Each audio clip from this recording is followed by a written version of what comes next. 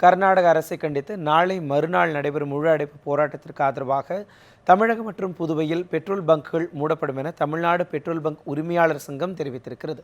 இது தொடர்பாக கடலூரில் செய்தியாளர்களிடம் பேசிய அந்த சங்கத்தின் தலைவர் முரளி, தமிழகத்தில் 4600 பெட்ரோல் பங்குகளும் புதுவையில் 200 பங்குகளும் மூடப்படும் என்று தெரிவித்தார். 16ஆம் தேதி அன்று தமிழகம் முழுவதிலும் பந்து நடத்த திட்டமிட்டு உள்ளார்கள்.